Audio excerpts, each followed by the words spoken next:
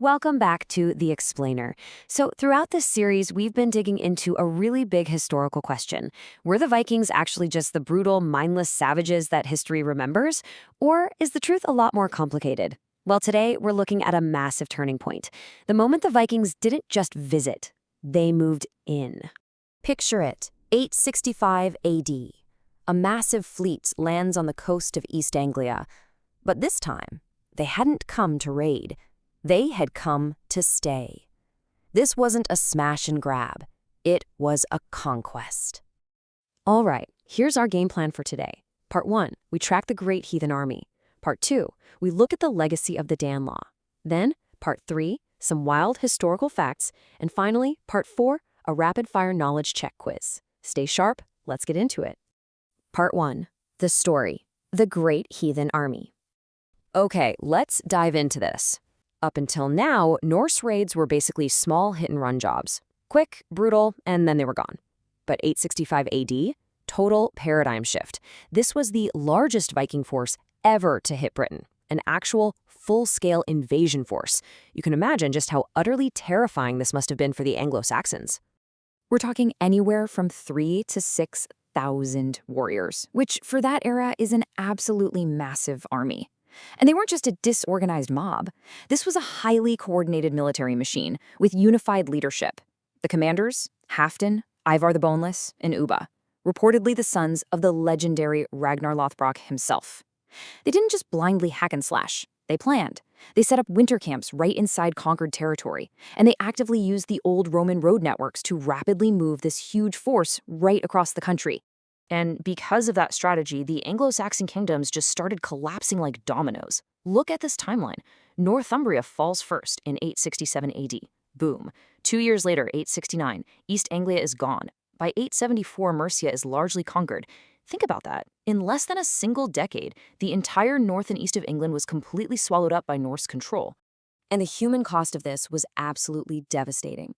When East Anglia fell in 869, their king, Edmund, completely refused to give up his Christian faith. So the Vikings shot him full of arrows and beheaded him.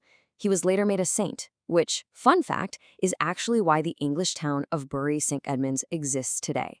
So by 875, the England that used to exist was basically wiped off the map. Only one single kingdom managed to survive this incredible tidal wave of the Great Heathen Army. Just one. Wessex, ruled by King Alfred.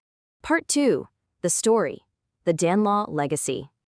So what happens when the dust finally settles? Well, in 878 AD, King Alfred actually managed a stunning victory against a surprise winter attack, leading to a peace agreement called the Treaty of Wedmore. And this literally split England in two. The territory that fell under Norse law and rule became known as the Danelaw. Basically, draw a diagonal line from London up to Chester, and everything north and east of that was Viking territory. But here's the key takeaway. This wasn't just a military occupation. This was deep, permanent settlement. They built farms, set up trade, and created communities that lasted. In fact, you can literally see this settlement written into the landscape right now. Look at any modern map of northern or eastern England, and it is absolutely covered in Old North. See a town ending in by, like Derby or Whitby? That's the Old Norse word for village. What about thorpe, like Scunthorpe? That means a secondary settlement. And thwaite? That means a clearing. Seriously, you will look at a map entirely differently from now on, because every single time you see one of those names, you are looking at a fossilized fragment of the Viking Age, hiding in plain sight over 1,000 years later. Now, if you really want to shatter that whole mindless barbarian myth, we have to talk about Jorvik. When the Vikings captured York in 867, they renamed it Jorvik, and they turned it into a booming metropolis. At its peak, 10,000 people lived there. It was one of the biggest cities in medieval Britain, packed with streets, busy markets, and specialist workshops making jewelry and textiles. But here is the truly astonishing part. It was a globally connected hub. Archaeologists have dug up silk from the east, amber from the Baltic Sea, and literally Red Sea cowrie shells. This wasn't some muddy camp. It was a sophisticated global city sitting right there in 10th century Yorkshire. Part 3. Interesting historical facts. Okay, I've got 2 absolutely fascinating facts for you about this Norse legacy. Fact number 1 is all about one of the most famous commanders of the Great Heathen Army, Ivar the Boneless. Now, Ivar was a very real, incredibly terrifying guy. But his nickname? It's a 1,200-year-old historical mystery. Literally nobody actually knows why they called him Boneless. Historians have been arguing about this for over a century. Did it mean he had, like, crazy physical flexibility on the battlefield? Did he have a brittle bone disease? Was it just a really weird mistranslation? Or, as some historians delicately point out, was it maybe a joke about sexual impotence? We honestly have no idea. One of the scariest men in Viking history, and he's still keeping his secrets. Fact number 2, and this is a big one. The Vikings left us a lot more than just some mystery nicknames and place names. The Danelaw is actually still measurable today, inside the people.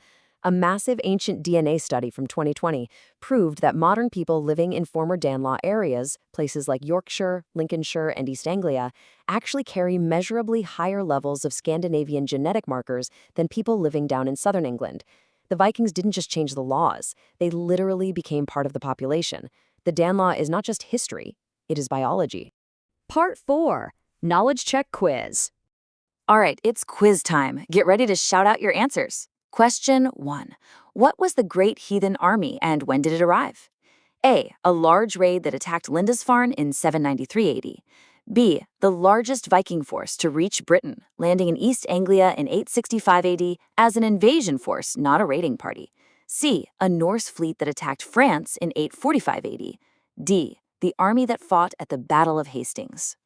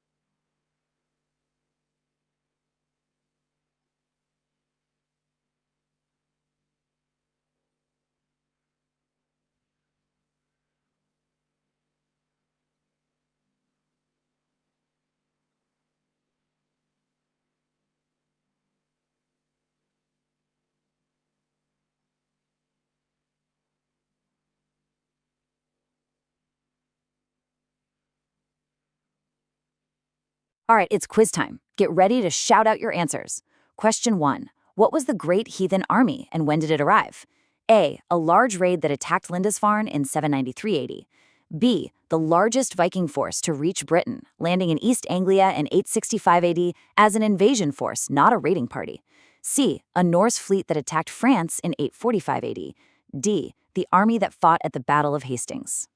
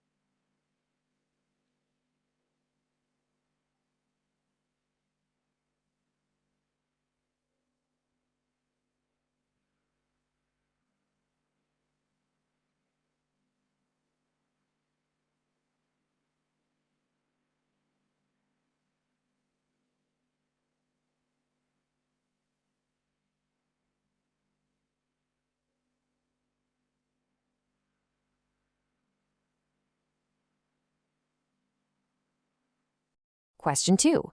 Which Anglo-Saxon kingdoms fell to the Great Heathen Army? A. All of England including Wessex. B. Only Northumbria. C.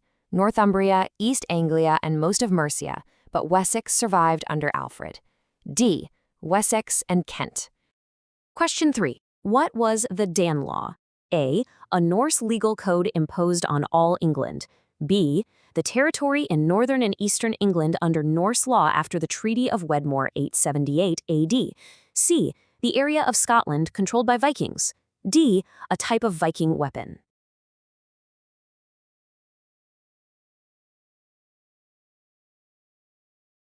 Correct. Answer B. The Danelaw was the territory roughly north and east of a line from London to Chester that was under Norse law and settlement. Question 4. What do place names ending in by, thorpe, and thwaite tell us? A. Nothing. These are Latin endings. B. They are Old Norse marking areas of Viking settlement across former Danelaw territory. C. They mark areas the Vikings destroyed. D. They are Saxon names for Viking forts.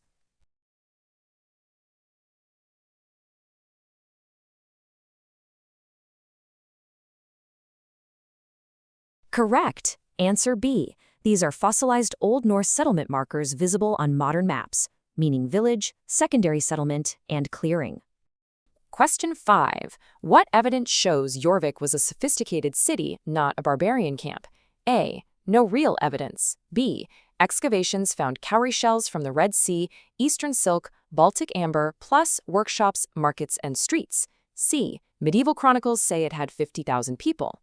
D. Roman buildings were reused. Correct. Answer B. The incredible excavations of workshops and globally connected trade evidence like Red Sea cowrie shells prove it was a sophisticated commercial city. Great job on the quiz. So, as we've seen today, the Great Heathen Army erased almost everything in its path, fundamentally changing the DNA and the map of Britain forever. But one kingdom survived: Wessex. Next time, Alfred the Great, the king who hid in a swamp and saved England. See you then.